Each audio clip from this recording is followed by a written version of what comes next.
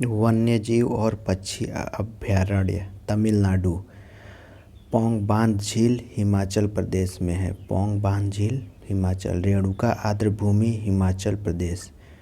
रोपण पंजाब। रुद्रसागर झील त्रिपुरा में है। सांभर झील राजस्थान। ये सब आर्द्रभूमि है। रामसर।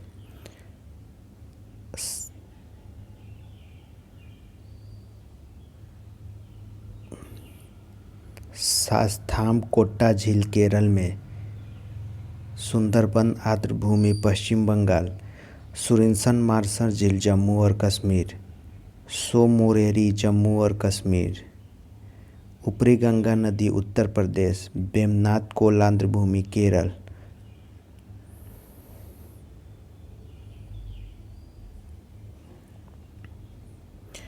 वुलर झील जम्मू और कश्मीर।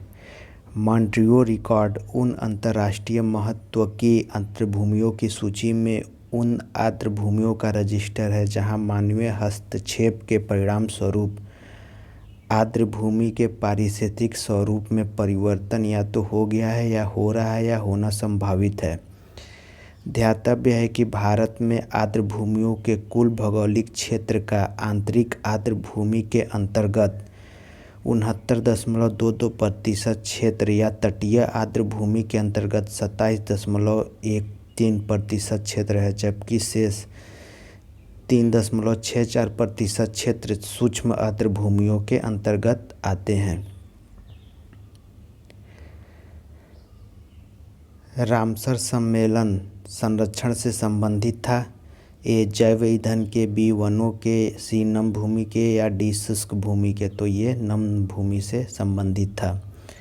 रामसर सम्मेलन आर्द्रभूमियों के संरक्षण से संबंधित है। रामसर ईरान में अवस्थित नगर है। 2 फरवरी 1971 में हुई बैठक के बाद इस कन्वेंशन की नींव पड़ी तथा वर्ष 1975 में पूर्णतः क्रियान्वित हुआ। रामसर में हुई बैठक के कारण ही इसे रामसर कन्वेंशन के नाम से जाना जाता है। नेक्स्ट, वेटलैंड दिवस कब मनाया जाता है? ये 2 फरवरी को मनाया जाता है।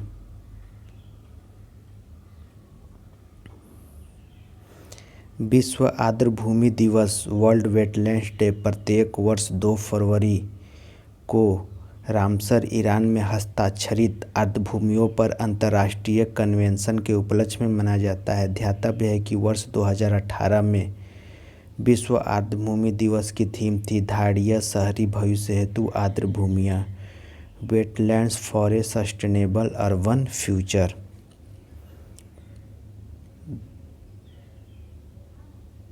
निम्नलिखित राज्यों में से किसमें भारत की सबसे बड़ी अंतर्देशीय लवणीय आर्द्रभूमि है? ए गुजरात में, बी हरियाणा में, सी मध्य प्रदेश या राजस्थान। तो निम्नलिखित राज्यों में से गुजरात में सबसे ज़्यादा आर्द्रभूमियाँ हैं। भारत में आर्द्रभूमियों के अंतर्गत सर्वाधिक क्षेत्र वाला राज्य गुजरात है, जबकि आंध्र प्रदेश का दूसरा स्थान है। निम्नलिखित आर्द्र क्षेत्रों में किन्हें रामसर का दर्जा प्राप्त है? ए चिल्का झील, बी लोकटक, सी केवलादेव, चौथा वुलर झील। निम्न में से सही कूट चुनिए। 1 या 2, केवल 2 या 3 या 1, 2, 3 या सभी। तो ये सभी हैं।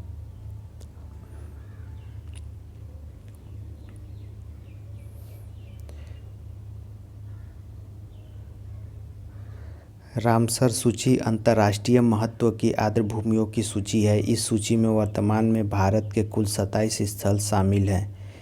चिल्का झील उड़ीसा, वुलर झील जम्मू और कश्मीर, केवलादेव राष्ट्रीय उद्यान, लोकटक झील और मणिपुर को रामसर का दर्जा प्राप्त है। निम्नलिखित में से कौन रामसर कन्वेंशन के अंतर्गत रामसर स्थल है? A Godavari delta, B Krishna delta, C Sundarban, D Bhoj आर्द्र स्थल। तो सुंदरवन और भोज आर्द्र स्थल दोनों शामिल हैं। 30 जनवरी 2019 को सुंदरवन आर्द्रभूमि को रामसर सूची में शामिल किया गया है। अतः सुंदरवन और भोजराज ये दोनों आर्द्र स्थल रामसर स्थल हैं।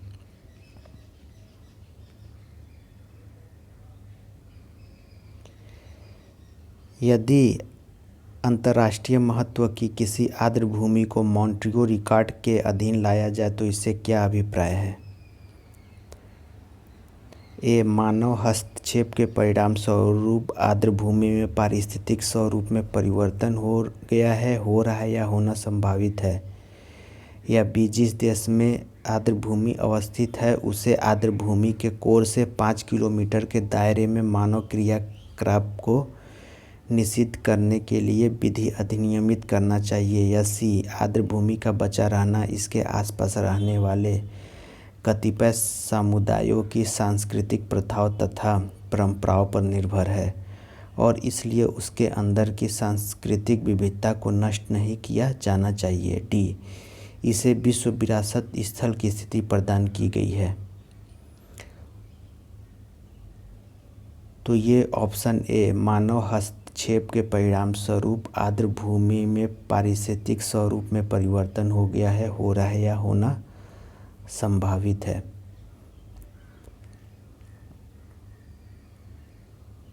मॉन्ट्रियो रिकॉर्ड उन अंतर्राष्ट्रीय महत्व की आर्द्र भूमियों की सूची में उन आर्द्र भूमियों का रजिस्टर है जहां मानवीय हस्तक्षेप के परिणाम स्वरूप आर्द्र भूमि के पारिस्थितिक स्वरूप में परिवर्तन या तो हो गया है, हो रहा है या होना संभावित है। नेक्स्ट, पारिस्थितिक निकाय के रूप में आर्द्र भूमि बरसाती जमीन निम्नलिखित में से किस हेतु उपयोगी है? ए पोषक पुनर्प्राप्ति एवं चक्रण हेतु, बी पौधों द्वारा अवशोषण के माध्यम से भारी धातुओं को अवमुक्त करने हेतु, सी तलछट रोग पर नदियों का गादीकरण कम होने हेतु, या उपर्युक्त सभी। तो ये सभी हैं। पोषण पुनर्प्राप्ति एवं चक्रण हेतु, पौधों द्वारा अवशोषण के माध्यम से भारी धातुओं को अवमुक्त करने हेतु, सी तलछट रोग का नदियों का गादीकरण कम करने हेतु।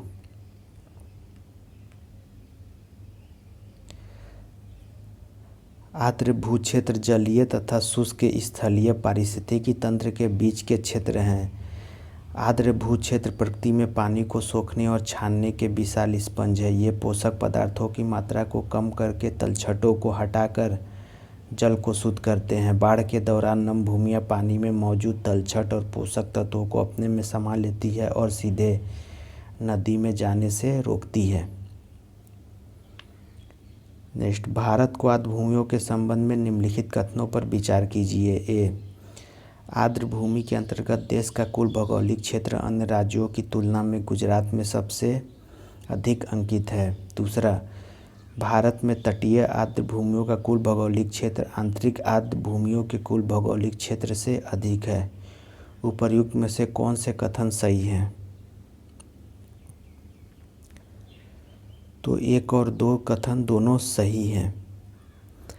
भारत में आर्द्र भूमियों के कुल भौगोलिक क्षेत्र का आंतरिक आर्द्र भूमि के अंतर्गत 69.22% क्षेत्र तथा तटीय आर्द्र भूमि के अंतर्गत 27.13% है, जबकि शेष 3.67% क्षेत्र सूक्ष्म आर्द्र भूमियों के अंतर्गत आते हैं। आर्द्र भूमियों के अंतर्गत सर्वाधिक क्षेत्रफल वाला राज्य गुजरात है। विभिन्न अधिनियम एवं करार।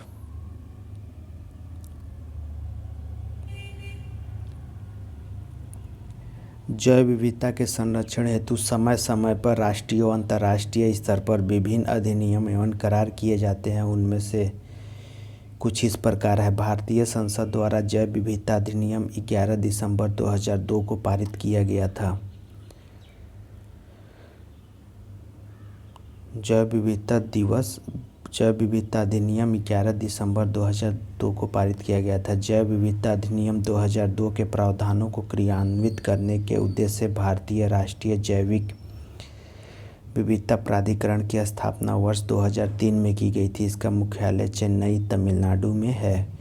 खाद्य एवं कृषि हेतु पादप आनुवंशिक संसाधनों के विषय में अंतर्राष्ट्रीय संधि international treaty on plant genetic resources for food and agriculture जैव विविधता पर अभी समय कन्वेंशन ऑन बायोलॉजिकल डाइवर्सिटी के साथ समन्वय में एक अंतर्राष्ट्रीय समझौता है जो खाद्य एवं कृषि हेतु पादप आनुवंशिक संसाधनों को संरक्षण, विनिमय तथा सतत प्रयोग द्वारा सुरक्षा की गारंटी प्रदान करने हेतु प्रतिबद्ध है।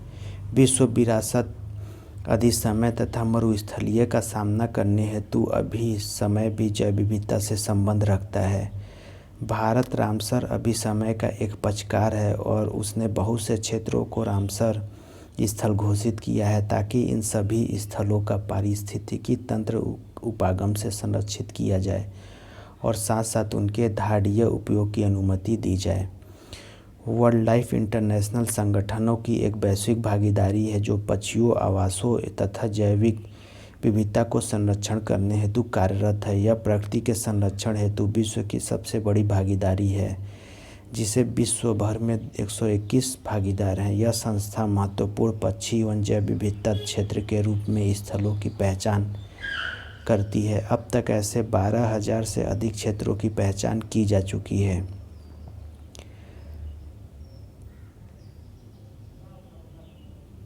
जैव विविधता हॉटस्पॉट की संकल्पना ब्रिटिश पर्यावरणविद नॉर्मन मायर्स द्वारा की गई थी। नॉर्मन मायर्स द्वारा जैव विविधता हॉटस्पॉट की संकल्पना की गई थी। जैव सुरक्षा पर काटचोना जल उपसंधि प्रोटोकॉल के पक्षकारों की प्रथम बैठक मलेशिया की राजधानी कुआलालंपुर में 23 से 27 फरवरी 2004 के मध्य हुई थी। भारत ने जैव सुरक्षा उपसंधि प्रोटोकॉल जैव विविधता समझौते पर हस्ताक्षर 23 जनवरी 2001 को किया था। जैव सुरक्षा उपसंधि प्रोटोकॉल आनुवांशिक रूपांतरित जीवों से संबंध है। संयुक्त राज्य अमेरिका जैव सुरक्षा उपसंधि जैव विविधता पर समझौते का सदस्य नहीं है।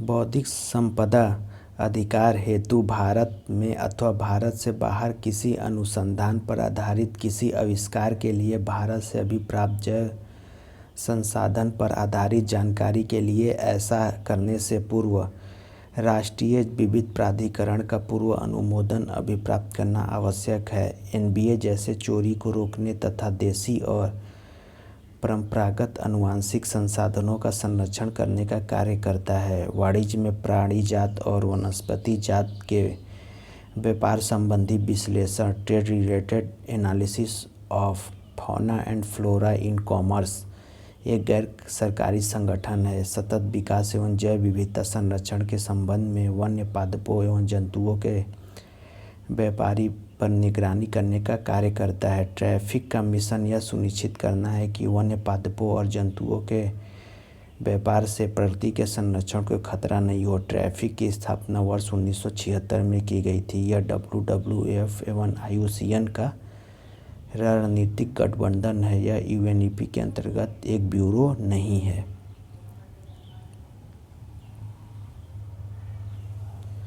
भारत सरकार ने नॉर्वे सरकार के साथ मिलकर जैव विविधता नीति एवं कानून के केंद्र सेंटर फॉर बायोडाइवर्सिटी पॉलिसी एवं लॉ से पोल की स्थापना चेन्नई तमिलनाडु में की है, जिसका उद्देश्य जैव विविधता नीतियों में व्यावसायिक दक्षता, प्रोफेशनल एक्सपर्टीज तथा क्षमता निर्माण कैपेसिटी बिल्डिंग का विकास करना है। भारतीय संसद द्वारा जैव विविधता अधिनियम पारित किया गया था, तो यह दिसंबर 2002 में पारित किया गया था। भारतीय संसद द्वारा जैव विविधता अधिनियम 11 दिसंबर 2002 को पारित किया गया था।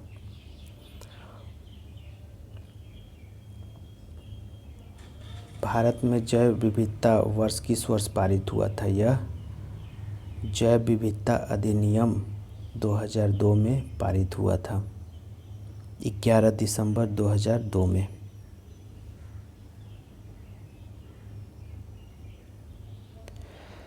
भारतीय राष्ट्रीय जैव विविधता प्राधिकरण स्थापित किया गया था 2003 चेन्नई में तमिलनाडु में। जैव विविधता अधिनियम 2002 के प्रावधानों को क्रियान्वित करने के उद्देश्य से भारतीय राष्ट्रीय जैव विविधता प्राधिकरण की स्थापना वर्ष 2003 में की गई थी। इसका मुख्यालय चेन्नई, तमिलनाडु में है। राष्ट्रीय जैव विविधता प्राधिकरण एनबीए भारत में कृषि संरक्षण में किस प्रकार सहायक है? एनबीए जैव चोरी को रोकता है और देशी और परंपरागत आनुवंशिक संसाधनों का संरक्षण करता है। या बी, एनबीए कृषि पादपों के आनुवंशिक संशोधन पर चल रहे वैज्ञानिक अनुसंधान को प्रत्यक्ष मॉनिटर करता है और इसका निरीक्षण करता है। या सी, एनबीए की अनुशंसा के बिना आनुवंशिक जैविक संसाधनों से संबंधित बौद्धिक संपदा अधिकार हेतु आवेदन नहीं किया जा सकता। निम्नलिखित में से कौन सा कथन सही है?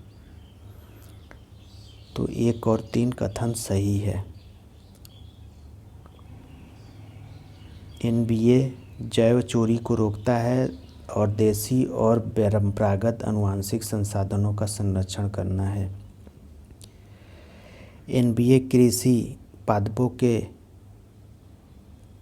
आनुवंशिक संशोधन पर चल रहे वैज्ञानिक अनुसंधान को प्रत्यक्ष मॉनिटर करता है, उसका निरीक्षण करता है। ये गलत है। एनबीए की अनुशंसा के बिना आनुवंशिक जैविक संसाधनों से संबंधित बौद्धिक संपदा अधिकार हेतु आवेदन नहीं किया जा सकता।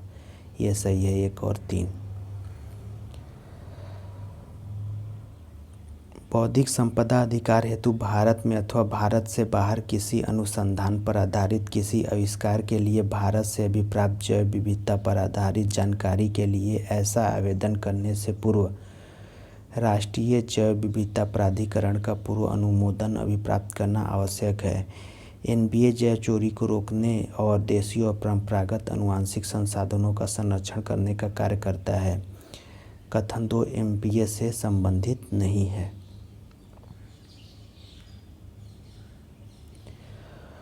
World life international, bird life international नामक संगठन के संदर्भ में निम्नलिखित में से कौन सा कथन सही है? यह संगठनों की विश्वव्यापी भागीदारी है। दूसरा, जैव विविधता हॉट स्पॉट की संकल्पना इस संगठन से शुरू हुई। तीसरा, यह महत्वपूर्ण पक्षी एवं जैव विविधता क्षेत्र hot spot important bird and biodiversity के रूप में निर्दिष्ट स्थलों की पहचान करता है। निम्नलिखित में से कोट का सही उत्तर चुनिए। यह संरक्षण संगठनों की विश्वव्यापी भागीदारी है।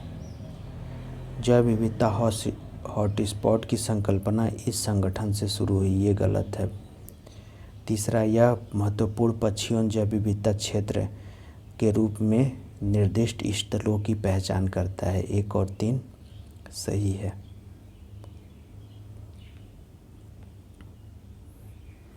वर्ल्ड लाइफ इंटरनेशनल संरक्षण संगठनों की एक वैश्विक भागीदारी है जो पक्षियों और उनके आवासों तथा वैश्विक जैव विविधता के संरक्षण हेतु कार्यरत है। यह संस्था महत्वपूर्ण पक्षियों जैव विविधता क्षेत्र के रूप में स्थलों की पहचान करती है। निम्नलिखित कथनों में से कौन सा एक सही है? जैव विविधता पर कार्टाजोना उपसंधि के पक्षकारों की प्रथम बैठक एमओपी के वर्ष 2004 में फिलीपींस में आयोजित हुई। दूसरा, भारत जैव सुरक्षा उपसंधि पर समझौता में हस्ताक्षर करता नहीं है। तीसरा, जैव सुरक्षा उपसंधि आनुवंशिक रूपांतरित जीवों से संबंध है। और डी, संयुक्त राज्य अमेरिका जैव सुरक्षा उपसंधि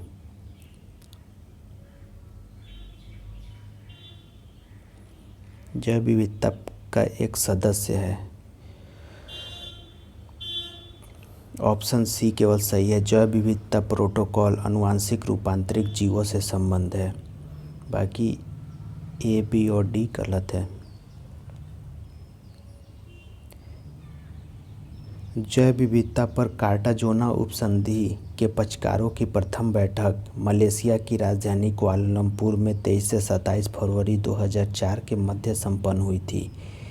यह कथन एक गलत है। भारत ने जैव सुरक्षा उपसंधि जैव विविधता पर समझौते पर हस्ताक्षर 23 जनवरी 2001 को किया था, अतः कथन बी भी गलत है। जैव सुरक्षा उपसंधि आनुवंशिक रूपांतरित जीवों से संबंध है, इसलिए कथन सी सही है। संयुक्त राज्य अमेरिका जैव सुरक्षा उपसंधि जैव विविधता पर समझौते का सदस्य नहीं है, अतः कथन डी भी गलत है।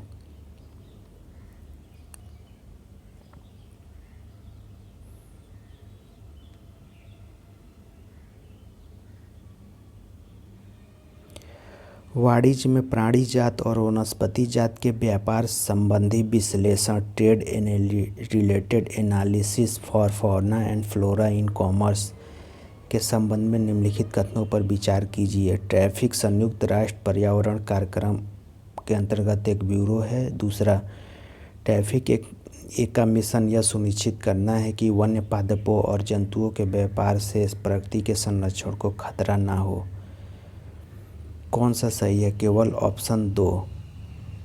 ट्रैफिक का मिशन यह सुनिश्चित करना है कि वन्य पादपों और जंतुओं के व्यापार से प्रकृति के संरक्षण को खतरा ना हो।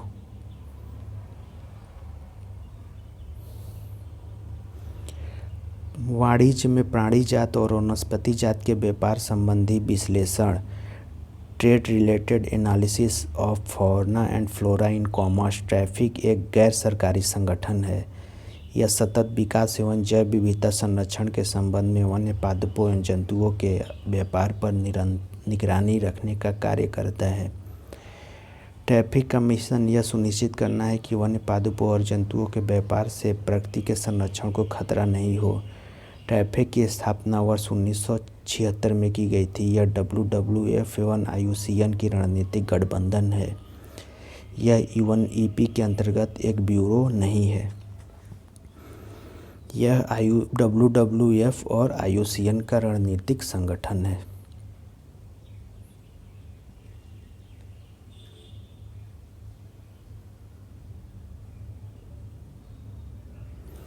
भारत रामसर अभिसमय का एक पक्षकार है। वह बहुत से क्षेत्रों को रामसर स्थल घोषित किया है। निम्नलिखित में से कौन सा कथन इस अभिसमय के संदर्भ में सर्वोत्तम रूप से बताता है कि इन स्थलों का अनुरक्षण कैसे किया जाना चाहिए? इन सभी स्थलों को मनुष्य के लिए पूर्णतः अगम्य बना दिया जाना चाहिए ताकि उसका शोषण ना किया जा सके। दूसरा, इन सभी स्थलों का पारिस्थितिकी तंत्र उपागम से संरक्षण किया जाए और उसे केवल पर्यटन और मनोरंजन की अनुमति दी जाए। तीसरा, प्रत्येक स्थल के लिए विशेष मापदंड और विशेष अवधि सुनिश्चित करते हुए उन विशेष अवधियों तक बगैर किसी शोषण के उन सभी स्थलों का पारिस्थितिकी तंत्र उपागम से संरक्षण किया जाए तथा इसके बाद भावी पीढ़ियों द्वारा इसके धारणीय उपयोग की अनुमति दी जाए। या डी, इन सभी स्थलों का पारिस्थितिकी तंत्र उपागम से संरक्षण किया जाए और साथ साथ उनके धारणीय उपयोग की अनुमति दी जाए। ऑप्शन डी, इन सभी स्थलों का पारिस्थितिकी तंत्र उपागम से संरक्षण किया जाए और साथ साथ उनके धारणीय उपयोग की अनुमति दी जाए।